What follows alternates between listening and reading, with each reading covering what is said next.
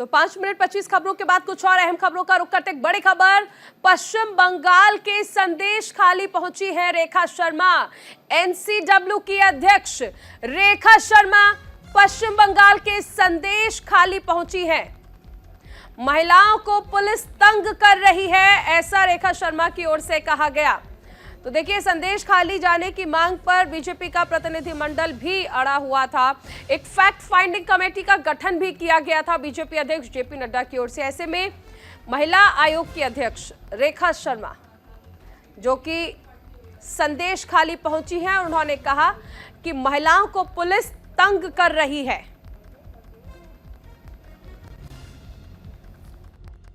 साथ है और महिलाओं को आगे आना होगा, बात करनी होगी। अब मैं इसी उससे आई हूँ कि आप डरे नहीं और मुझसे आके बात करें। मैं पूरा दिन यही हूँ, हर घर में जाऊंगी, चाहूंगी कि वो मेरे हमसे बात करें, टीम से बात करें और हम उन सारी कंप्लेंट्स पे जो भी आगे आएगा उन पे काम करेंगे। आगे बढ़ रहे एक और बड़ी खबर। संदेश खाली हिंसा मामले पर सुप्रीम सुनवाई से जुड़ी हुई है। मामले पर सुप्रीम कोर्ट की टिप्पणी, हाईकोर्ट ने मामले में संज्ञान लिया है। विशेष अधिकार समिति की कार्रवाई पर रोक लगा दी है। सुप्रीम कोर्ट में संदेश खाली हिंसा पर सुनवाई हुई है। सुनवाई में कोर्ट ने वकील कपिल सिब्बल के दलीलों को संज्ञान लेते हुए संसद की विशेष अधिकार समिति की कार्यवाही पर रोक लगा दी। इस दौरान कोर्ट ने कहा कि मामले पर हाईकोर्ट पहले ही संज्ञान ले चुका है। बंगाल सरकार की ओर से पेश हुए वकील की तरफ से दलील दी गई कि इस मामले में पहले ही 38 लोगों की गिरफ्तारी हो चुकी है। देखिए, सुप्रीम कोर्ट ने कहा कि पहले ही हाईकोर्ट मामले पर संज्ञान ले चुका है। वहीं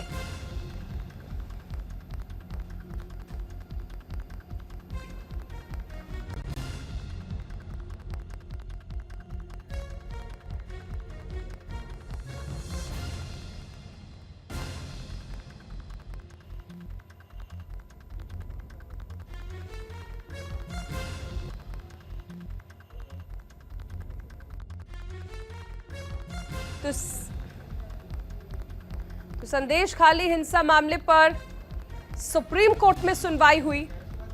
सुप्रीम कोर्ट ने कहा कि मामले पर हाईकोर्ट ने संज्ञान पहले ही ले लिया है। विशेष अधिकार समिति की कार्रवाई पर रोक लगा दी गई है। हालांकि देखिए, राज्य सरकार की ओर से यह बताया गया कि अब तक इस मामले में गिरफ्तारियां हो चुकी हैं। ऐसा नहीं है कि सरकार काम नहीं कर रही है। अब तक 38 लोगों को गिरफ्तार किया जा चुका है।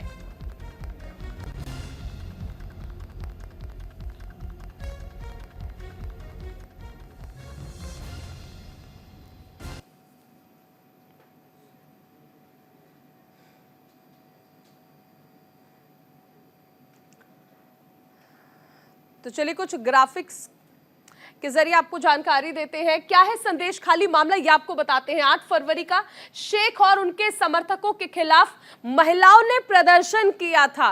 अब प्रदर्शन हुआ क्योंकि प्रदर्शन हिंसक हुआ।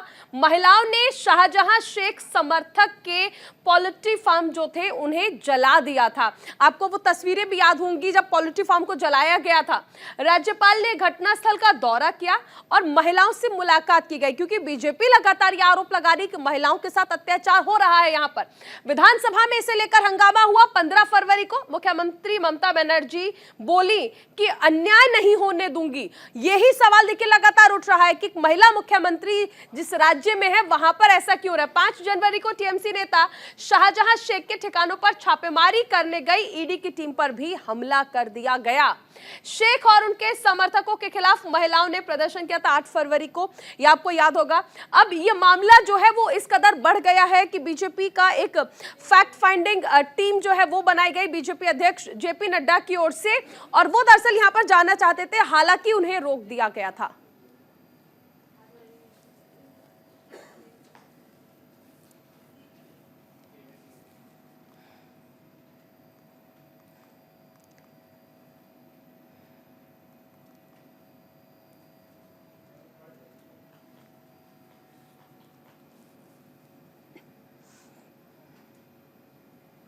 और चलिए आगे बढ़ते, एक बड़ी खबर, कमलनाथ के करीबी सज्जन सिंह वर्मा ने एक बड़ा दावा किया है। नकुलनाथ कांग्रेस के टिकट पर ही चुनाव लड़ेंगे, नकुलनाथ कहीं नहीं जा रहे हैं, ऐसा सज्जन वर्मा की ओर से कहा गया। कांग्रेस अध्यक्ष मल्लिकार्जुन खड़गे, सोनिया गांधी, राहुल गांधी से लगातार बातचीत की जा रही है, ऐसा सज्जन वर्मा ने कहा। देखिए, ये जो अटकलें थी कि कमलनाथ और उनके बेटे नकुलनाथ बीजेपी का दामन थामेंगे और 1 से 2 दिन में ये सब कुछ होने वाला है, लेकिन इस बीच एक बड़ा खुलासा किया जा रहा है कि दरअसल ऐसा कुछ नहीं होगा। सज्जन वर्मा की ओर से यह दावा किया गया। उन्होंने कहा कि खड़गे, सोनिया गांधी, राहुल गांधी दरअसल लगातार संपर्क में हैं और नकुलनाथ कांग्रेस के टिकट पर ही चुनाव लड़ेंगे। बात हुई है न्याय यात्रा के संदर्भ में, काफी विस्तृत चर्चा हुई। उन्होंने कहा मैं भोपाल आके मैं इसकी बैठक ले रहा हूँ, न्याय यात्रा कैसे सफल हो, और उसके साथ में लोकसभा की 29 सीटों पे मैं सारे प्रभारियों को बुला के प्रदेश कांग्रेस दफ्तर में मैं चर्चा करूंगा। मैंने उनसे कहा कि वो मीडिया काफी अरसे से इस बात का इंतजार कर रहा है, आपके बारे में जो भ्रांति चल रही है। उनका ये कहना है कि एक काल्पनिक प्रश्न का जवाब मैं क्यों दूं, जो एक प्रश्न काल्पनिक है उसका जवाब देने की आवश्यकता मैं नहीं समझता, और मैंने मीडिया से बार बार कहा है। उस बात को मीडिया को भी समझना चाहिए कि ये काल्पनिक प्रश्न है। मैंने किसी भी मीडिया के साथी को कहा हो कि हाँ मैं जा रहा हूँ या मैं बीजेपी से समझौता कर रहा हूँ, तब तो मैं उस बात का जवाब देने जाऊँ। ये काल्पनिक प्रश्न मेरे सामने उपस्थित।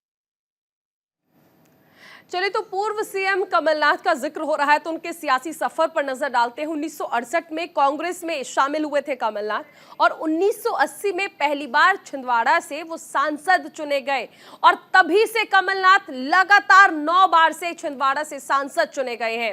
1991 से लेकर 1994 तक केंद्रीय वन एवं पर्यावरण मंत्री रहे। 1995 से 1996 के बीच वो केंद्रीय कपड़ा मंत्री रहे। 2004 से 2008 के बीच केंद्रीय वाणिज्य एवं उद्योग मंत्री का उन्होंने पदभार संभाला। तो लगातार 9 बार से वो छिंदवाड़ा से सांसद चुने जाते रहे हैं और इसी के साथ उन्हें क्या क्या दायित्व मिले वो हम आपको बता रहे हैं। 1991 से लेकर 1994 तक केंद्रीय वन एवं पर्यावरण मंत्री वो रहे। 1995 से 96 तक केंद्रीय कपड़ा मंत्री वो रहे और उसके बाद जो उनका सफर था वो 2004 से 2008 के बीच केंद्रीय वाणिज्य एवं उद्योग मंत्री रहे।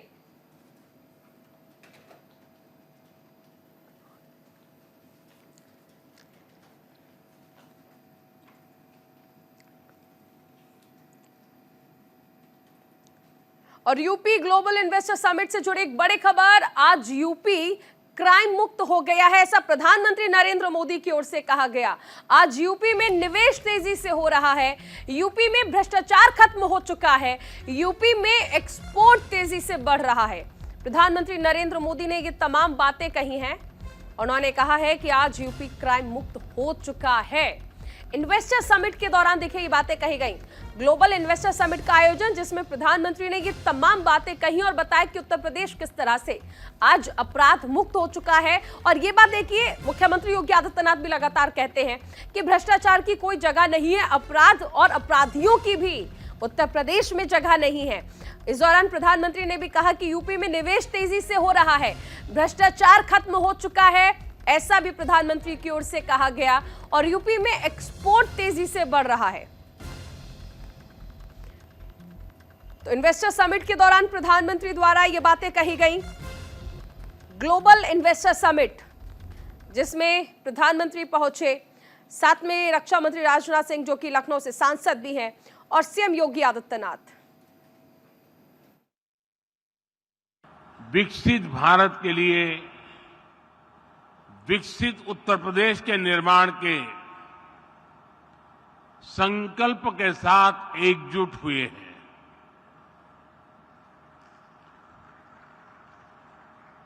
और मुझे बताया गया कि इस समय टेक्नोलॉजी के माध्यम से हमारे साथ यूपी की 400 से ज्यादा विधानसभा सीटों पर लाखों लोग इस कार्यक्रम के साथ जुड़े हुए हैं। जो लोग टेक्नोलॉजी से इस कार्यक्रम में जुड़े हैं, मैं मेरे इन सभी परिवारजनों का भी हृदय से स्वागत करता हूं। 7-8 वर्ष पहले हम सोच भी नहीं सकते थे कि उत्तर प्रदेश में भी निवेश और नौकरियों को लेकर ऐसा माहौल बनेगा। चारों तरफ अपराध, दंगे, छीना झपटी, यही खबरें आती रहती थी। उस दौरान अगर कोई कहता कि यूपी को विकसित बनाएंगे तो शायद कोई सुनने को भी तैयार नहीं होता, विश्वास करने का तो सवाल ही नहीं था। लेकिन आज देखिए, लाखों करोड़ रुपए का निवेश उत्तर प्रदेश की धरती पर उतर रहा है।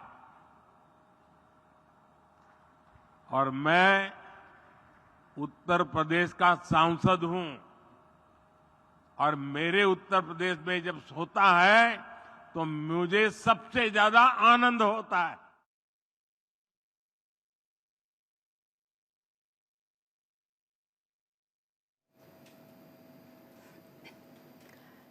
तो प्रधानमंत्री नरेंद्र मोदी ने बताया कि किस तरह से जब उत्तर प्रदेश में विकास होता है तो उन्हें आनंद आता है। देखिए, वाराणसी से सांसद भी हैं प्रधानमंत्री नरेंद्र मोदी, और ऐसे में उन्होंने ग्लोबल इन्वेस्टर समिट में अपने संबोधन के दौरान बताया कि भ्रष्टाचार मुक्त हो चुका है। आज इन्वेस्टमेंट बहुत अच्छा उत्तर प्रदेश में आ रहा है। और इस बीच चंडीगढ़ मेयर चुनाव पर सुप्रीम कोर्ट में सुनवाई हुई है। चुनाव अधिकारी अनिल मसीह सुप्रीम कोर्ट में पेश हुए। अनिल मसीह से सुप्रीम कोर्ट ने सवाल पूछा, आप कैमरे की तरफ क्यों देख रहे थे? कितने पेपर पर आपने निशान बनाए हैं? तो ये सुप्रीम कोर्ट ने, देखिए आपको याद होगा चंडीगढ़ मेयर इलेक्शन में जिस तरह से कहा था कि लोकतंत्र की हत्या की गई है, और ये वो रिटर्निंग ऑफिसर थे जिन पर निशाना भी साधा जा रहा था, जिन्हें पेश होने के लिए आज कहा गया। तब सुप्रीम कोर्ट ने ये सवाल किया है कि आखिर आप कैमरे में लगातार क्या क्या देख रहे थे, क्या देख रहे थे आप?